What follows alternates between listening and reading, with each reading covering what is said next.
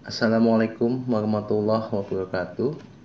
Selamat malam pemirsa YouTuber dimanapun Anda berada. Jumpa lagi dengan saya Iqbal di channel YouTube Iqbal.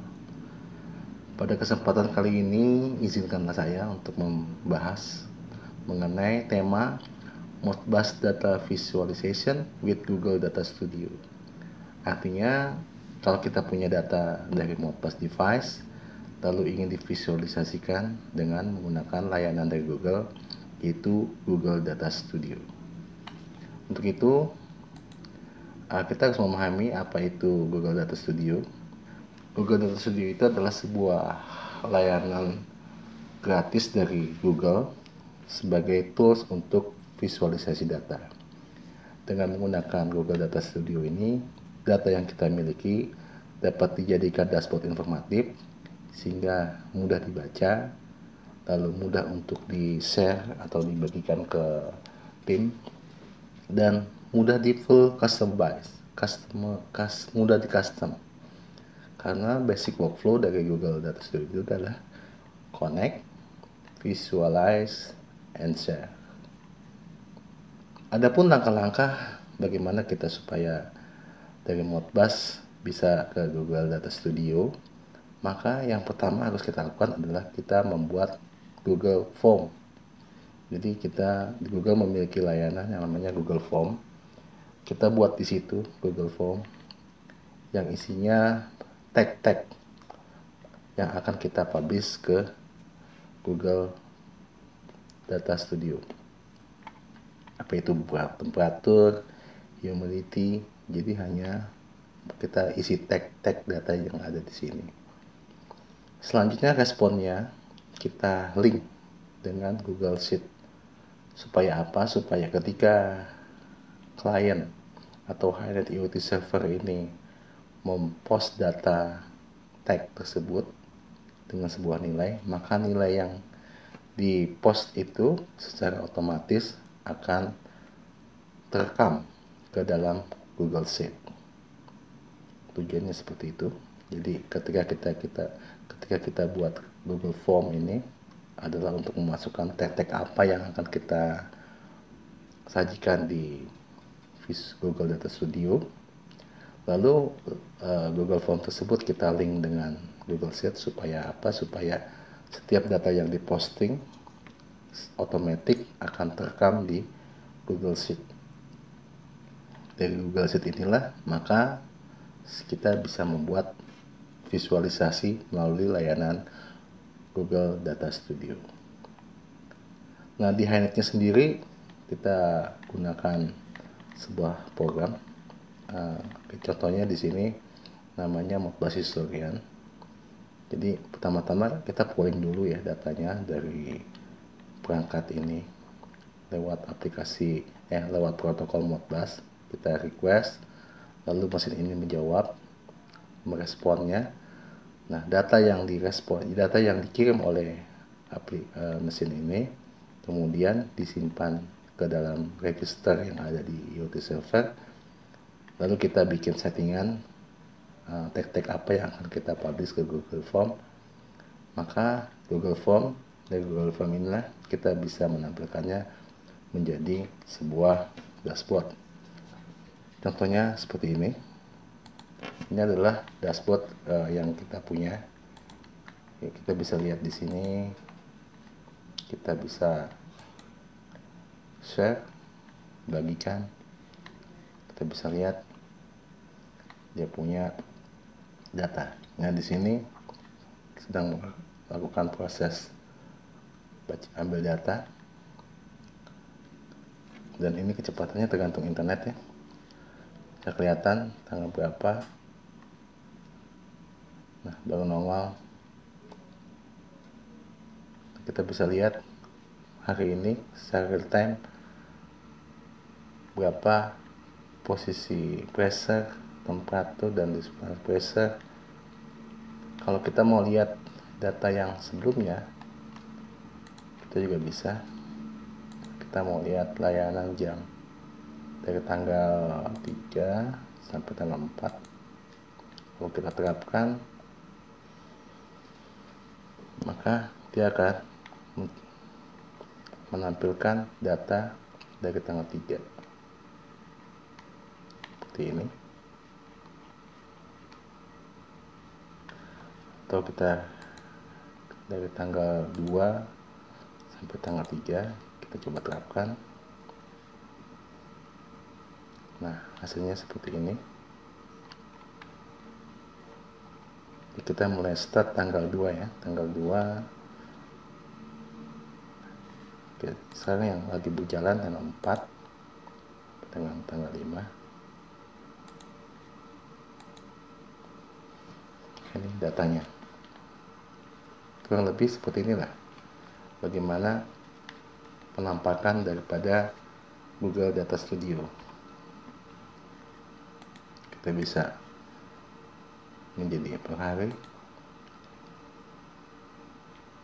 langsung dia melakukan sebuah proses pivot dengan lebih mudah. Oke, selanjutnya sebelum kita membahas bagaimana kita bisa membuat dashboard dengan menggunakan Data Studio, maka kita harus tahu dulu apa itu HiNet IoT Server. HiNet IoT Industrial IoT Server ini secara fungsi ada 9 ya. Pertama, dia gunanya untuk pooling data ke Modbus device melalui koneksi jaringan TCP/IP. Kedua, dia dapat merubah Windows PC kita menjadi Modbus proxy. Kenapa begitu? Karena isi data yang ada di register address yang ada di aplikasi HiNet IoT Server ini isinya sama dengan data yang ada pada device yang dipooling.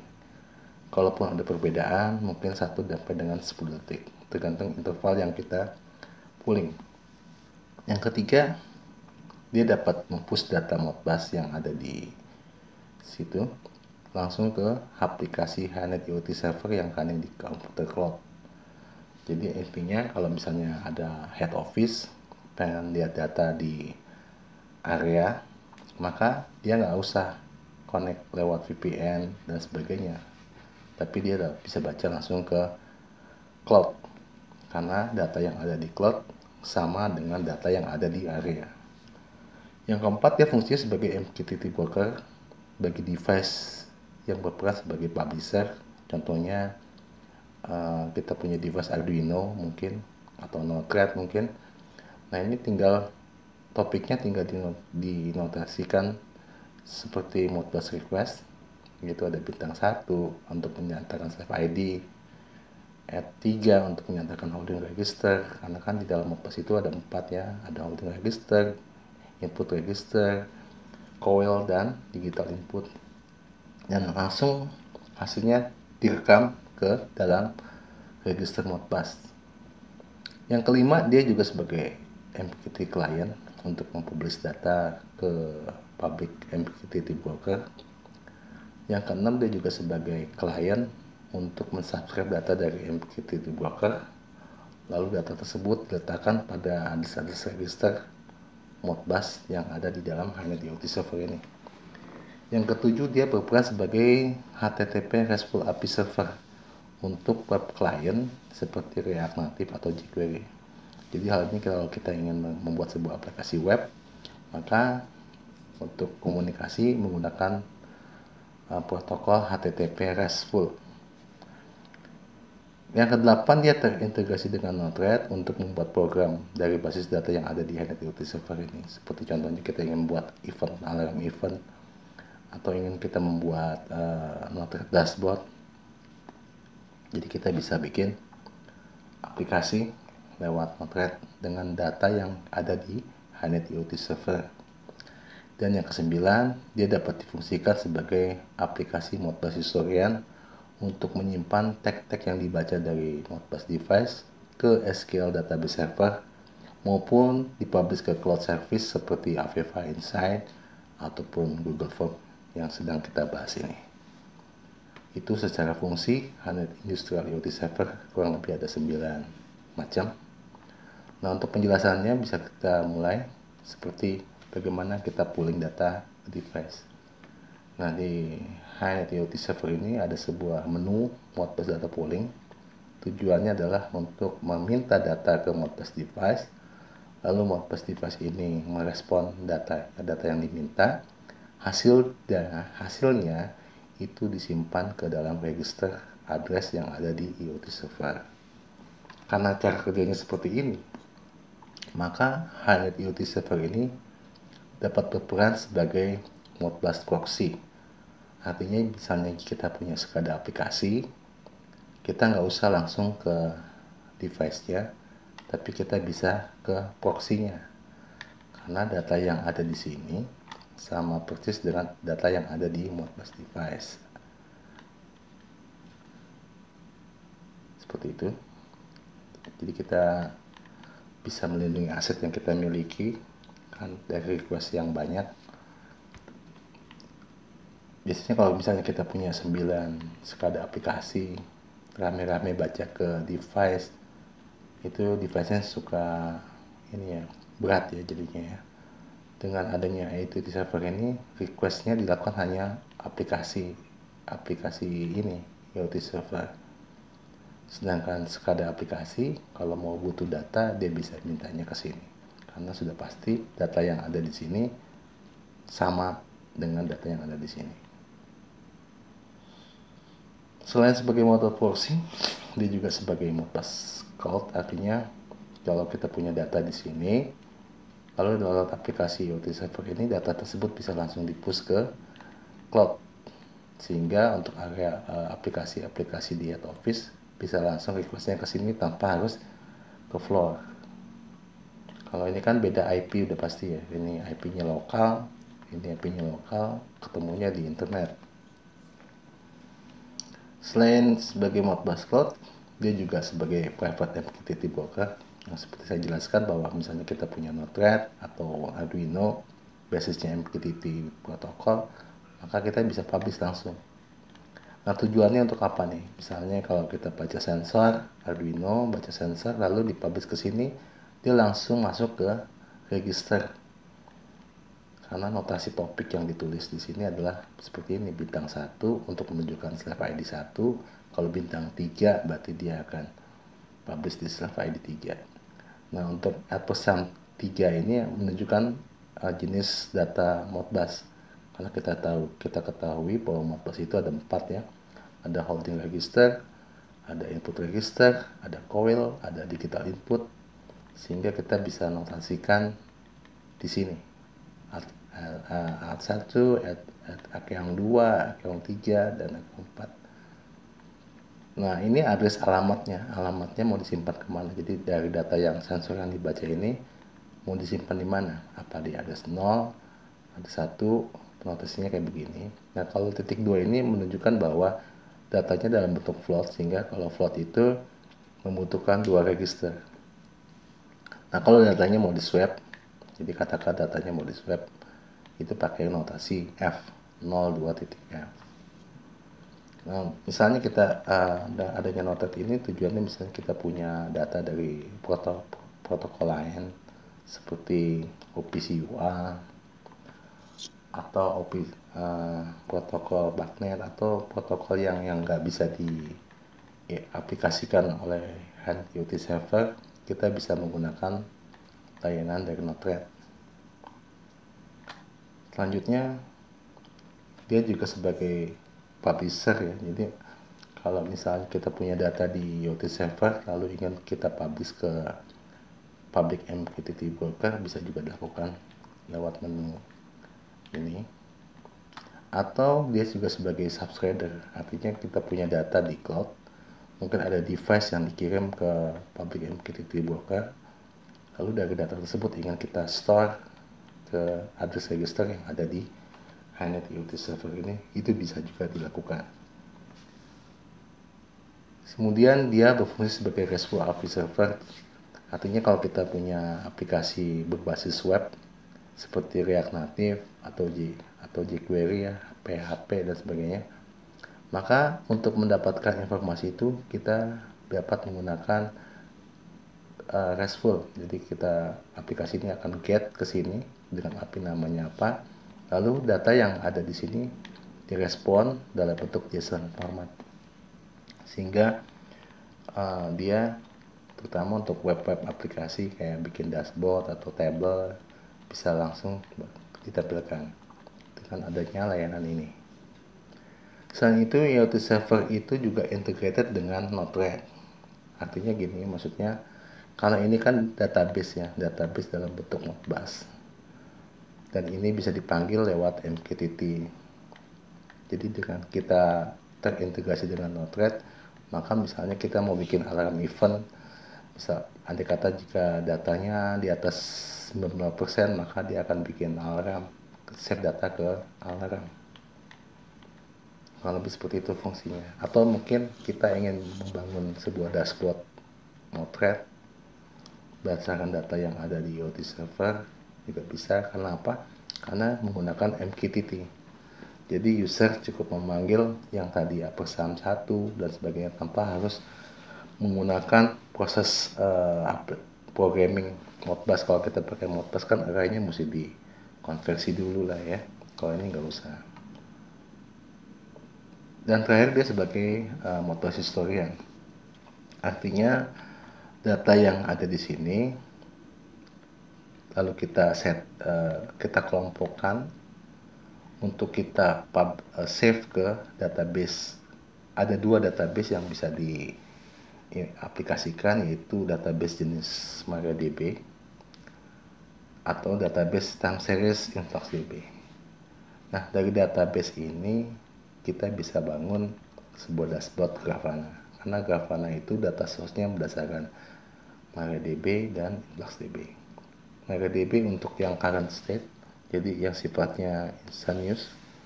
Sedangkan InfluxDB itu kita gunakan untuk time series, jadi karena datanya dalam bentuk tag dan jam, menit, detik, sehingga lebih baik kita menggunakan InfluxDB karena dia formatnya adalah time series database. Sedangkan yang MariaDB kita gunakan untuk data yang current. Jadi dia cuma satu record, satu tag, satu record. Jadi lebih cepat Grafana membacanya. Selain itu, HiNet IoT Server berfungsi sebagai Aveva Insight Publisher. Jadi kalau kita punya data di sini ingin kita sajikan di Aveva, HiNet IoT Server sudah memiliki layanannya. Kita tinggal siapkan data-data apa yang mau diposting, dipublish ke Aveva Insight. Karena dengan demikian kita bisa Aveva Insight itu memiliki web, dia juga ada smartphone, dia ada bisa ditampilkan tablet atau apalah. Ini sebuah aplikasi untuk industrial ya. Nah, yang ini ya adalah Google Form. Jadi kita menggunakan data dari HiNet IoT Server untuk ditampilkan ke Data Studio. Dengan cara apa? Caranya pertama kita buat Google Form dulu, lalu Google Form itu di-linkkan dengan Google Sheet. Nanti Data Studio akan membaca hasil dari postingan ini secara real time. Mungkin hampir karena dia Data Studio itu ada casting, jadi mungkin gak terlalu real time banget ya, tapi ada perbedaan sedikit lah waktunya. Nah, inilah yang mau kita bahas. Kenapa? Karena layanan yang ada ini adalah semuanya free. Data Studio itu free, adanya di cloudnya Google. Google Formnya juga free, Google Sheets juga free. Jadi kita benar-benar menggunakan IoT yang free. Untuk itu apa saja kita akan menemukan bagaimana Google Form Publisher, bagaimana kita memanfaatkan HiNet IoT Server sebagai Google Form Publisher. Secara sistem arsitektur seperti ini, kita punya device, lalu device-nya dibaca oleh HiNet IoT Server, namanya pooling data. Hasil poolingnya itu lalu kita publish ke Google Form lewat Data Studio, ditampilkan menjadi sebuah dashboard. Yang dashboardnya kurang lebih seperti ini. Kita bisa ganti, misalnya kita mau tanggal 3 sampai tanggal 4 terapkan, maka si Google Studio akan menampilkan datanya. Kita bisa lihat jamnya apa aja, dari jam 00, 1 dan seterusnya. Oke, untuk itu kita akan bahas tuntas bagaimana membuat aplikasi dengan menggunakan layanan dari Google, yaitu Google Data Studio. Langkah pertama yang harus kita lakukan adalah kita membuat yang namanya Google Form. Tujuannya adalah kita membuat tag-tag yang kita ingin simpan. Di sini saya buat ada pressure, ada temperatur dan differential pressure untuk gas stream A, dan untuk gas stream B juga sama, ada pressure, temperatur dan differential pressure. Nah, data form ini kemudian kita linkkan dengan sheet. Jadi kita bisa sheet link. Di sini ada menunya, di sini link to Google Sheet, sama di sini juga kita buat link ya. Kita buat link sehingga data yang diposting ke form ini itu bisa dilihat di worksheet. Nah, ini datanya ada kurang lebih, kalau kita lihat di sini ada 5.000 data ya. Karena data banyak, maka kita juga membuat sebuah worksheet baru ya, namanya last log. Tujuannya untuk mendapatkan last data daripada log yang sebanyak ini. Caranya gampang, kita menggunakan max. Jadi max itu untuk menunjukkan dari data ini yang paling maksimum, apa yang paling akhir tuh yang mana, maka dia akan bentuknya seperti ini. Lalu untuk mendapatkan raster, kita tinggal pakai flookup. Jadi dari data sini kita flookup semua, flookup dan flookup, sehingga kita bisa melihat data terakhir yang dikirim itu jam berapa, isinya apa. Sama juga dengan yang ada di form B. Ini adalah hasil postingan dari Hanet IoT server. Karena datanya banyak, maka kita perlu membuat sheet baru untuk menunjukkan terakhirnya itu jam berapa. Ini lihat jam 2.45. Di sini juga jam 2.45 ya. Karena memang pengiriman datanya itu adalah per 1 jam. Nah, per 1 menit. Kita lihat datanya udah berubah. Jadi 2.45 sekarang jadi 2.46. Oke. Jadi pertama kita buat Google Form dulu.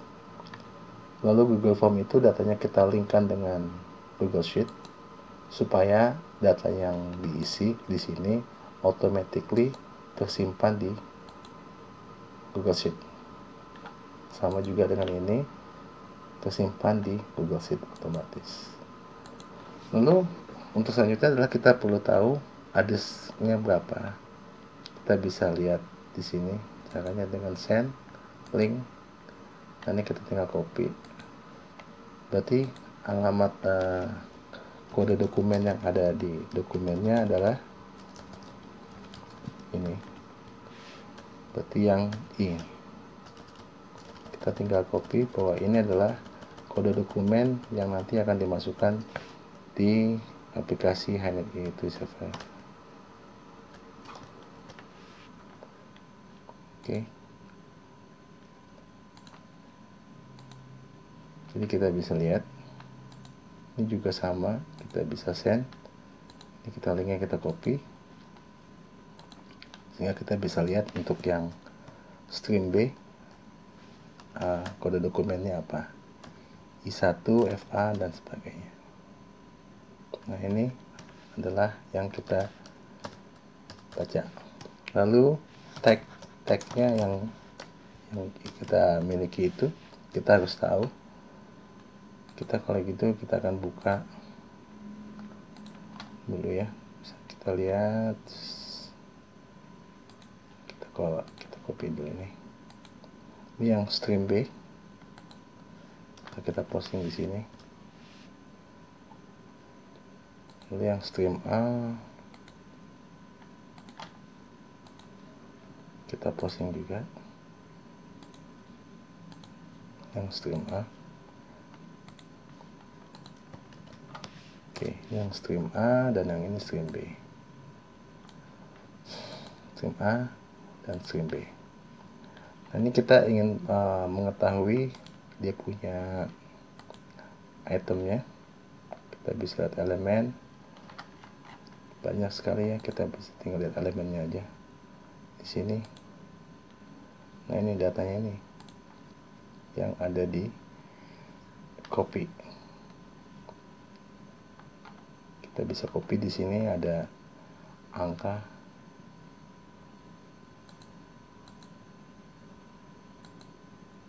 Mana sih, bentar. Ya, elemen. Nah, ini kali kirim, adanya di sini. Ini dia. From compute event. Apakah yang lebih mudah? Ini CSS-nya. Ini yang kita copy.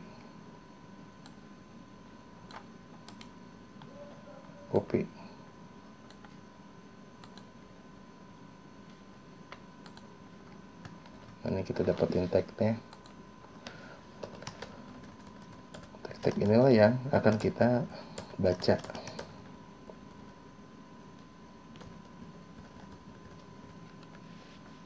Operator, ulangin lagi ya. Kita copy. Nah, ini ada pressure. Ini nilai-nilai inilah yang kita simpan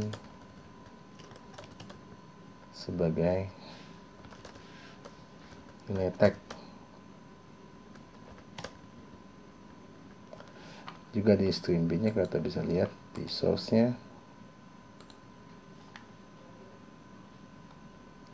Lihat di sini.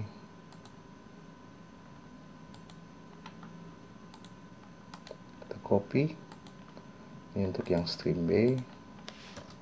Kita tinggal copy aja tag-tag apa aja yang ada di stream B. Berarti kita tinggal panggil compressor.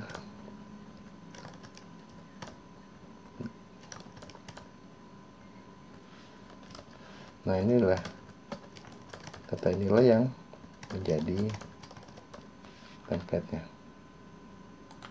Ini. Jadi pressure-nya ini dan itu. Kalau sudah, kita tinggal setting di aplikasinya. Jadi kita akan setting ke aplikasi tersebut. Contohnya adalah seperti ini. Saya sudah buat.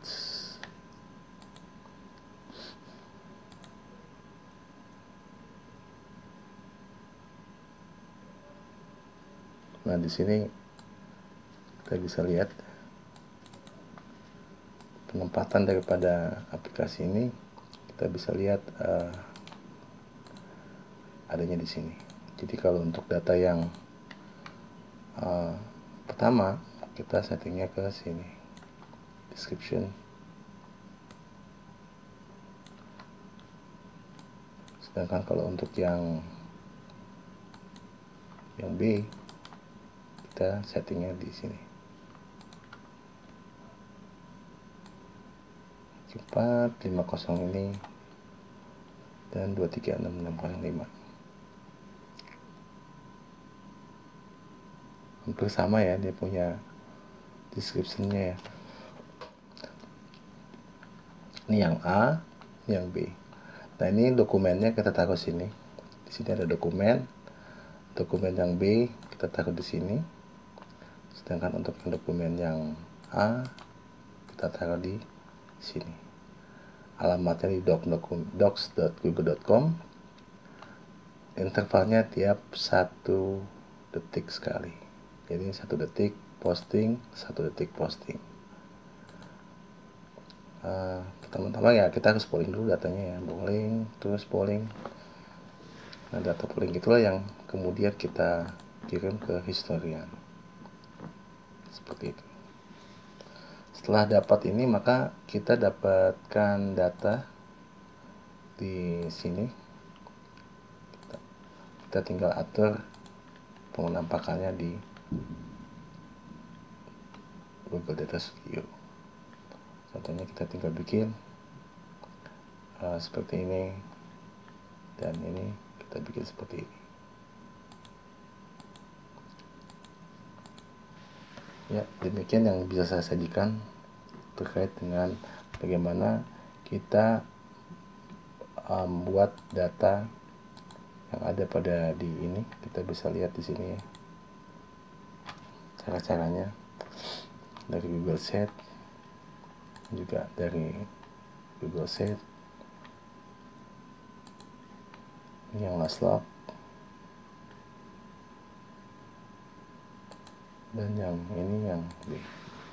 Jadi data-data yang kita dapatkan adalah data-data yang ya berasal dari itu semua Google Worksheet, sehingga hasilnya kita bisa lihat di tadi seperti ini.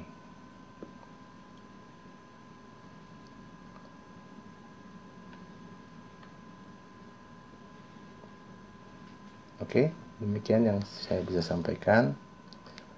Semoga berkenan. Jika ada pertanyaan bisa langsung tanya kepada saya. Terima kasih atas perhatiannya. Assalamualaikum warahmatullahi wabarakatuh.